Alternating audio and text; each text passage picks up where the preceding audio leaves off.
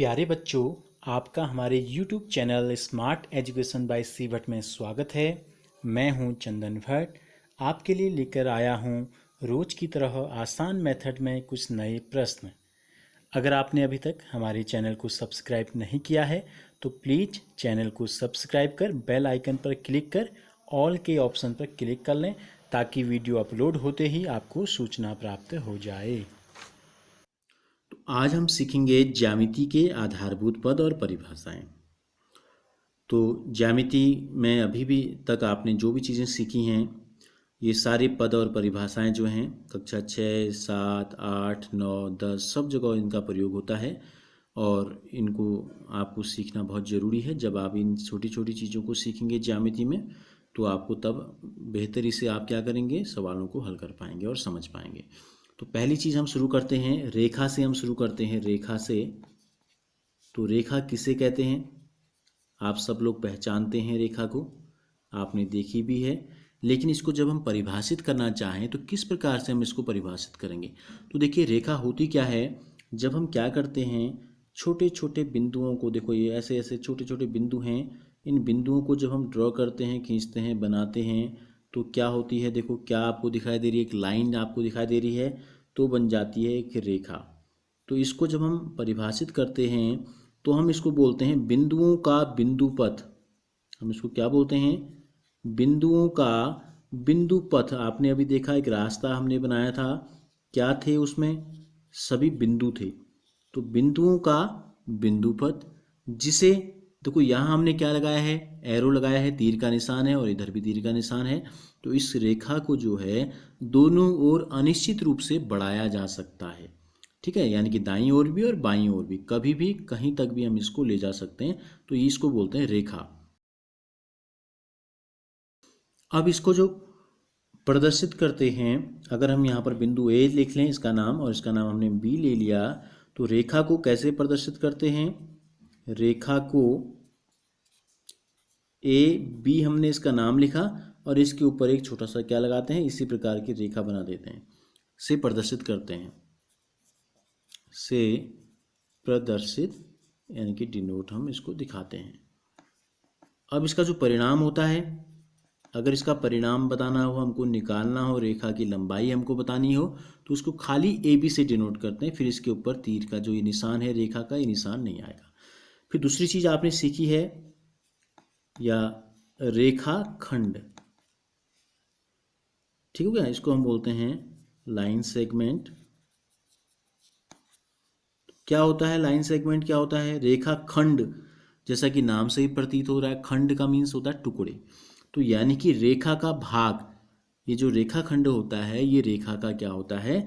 भाग होता है। कैसा भाग? रेखा का भाग जिसके दो अंत बिंदु होते हैं, उसकी जो सीमा है वो खत्म हो जाती है। आप इस प्रकार से आप इसको समझिए, जैसे कि हमने लाइन में क्या किया था, यहाँ को तीर का निशान था, यहाँ भी तीर का निशान था, ये रेखा जो है यहाँ पे खत्म हो गई, इसको हम आगे नहीं बढ़ा सकते, और ये रेखा इधर को भी यहाँ पे खत्म हो गई, हम इसको भी आगे नहीं बढ़ा सकते। यानी कि इसके दोनों तरफ की जो है सीमाएं वो फिक्स कर दी गई हैं, सील कर दी हैं, बंद कर दी हैं, ठीक है। तो ये हो गया रेखा का भाग, रेखा खंड। इसको प्रदर्शित कैसे करते हैं? ए बी के ऊपर अगर हम इस प्रकार से लाइन खींच दें, रेखाखंड बना दें, तो ये हो जाता है रेखाखंड, ठीक हो गया। तीसरी चीज आपने सीखी है या आपको सीखना है, किरण, ठीक हो गया। तो आप जानते हैं किरण क्या होती है, कैसी होती है, कैसी दिखती है, लेकिन इसको जब परिभाषित हम करते हैं, देखो किरण ये होती है, ये तीर का निशान केवल एक दिशा में होता है, जैसे रेखा में दोनों दिशा में था, इसमें केवल एक दिशा में आपका होता है, और एक तरफ क्या लगा रखा हमने, डॉट लगा रखा है। तो किरण क्या है? रेखा का वह भाग जिसका एक अंत बिंदु होता है, ये भी रेखा का भाग थी, रेखाखंड।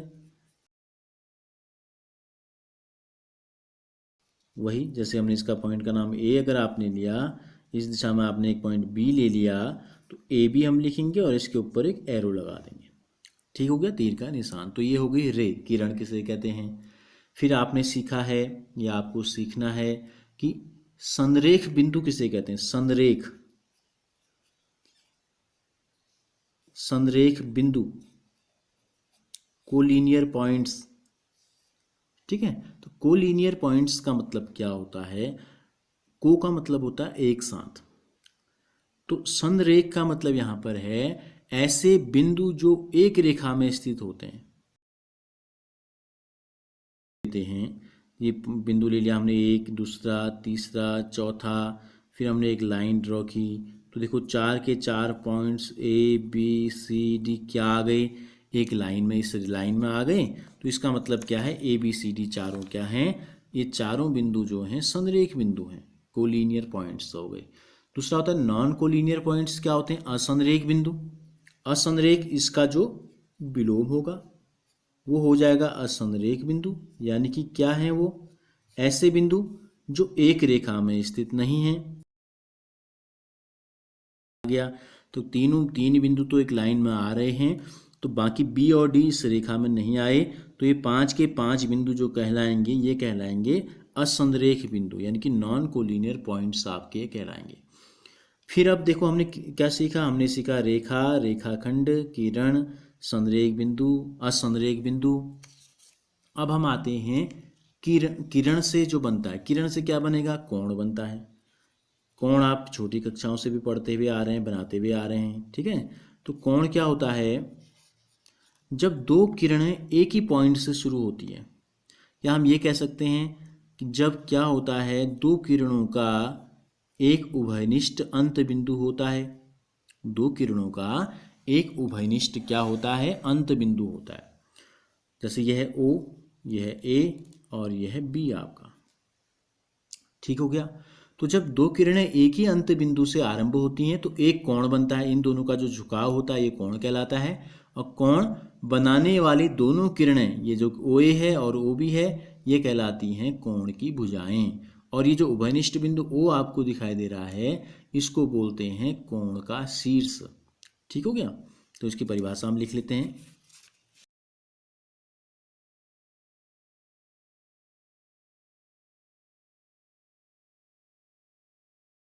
तो ये हो गया कोण। अब आपने विभिन्न प्रकार के कोण होते हैं, कोणों के युग्म होते हैं, तो कल हम इसका डिटेल से अध्ययन करेंगे, ठीक हो गया। तो आज हमने क्या क्या सीखा, रेखा, रेखाखंड, किरण, संरेख बिंदु, असंरेख बिंदु और कोण की परिभाषा, कोण किसे कहते हैं।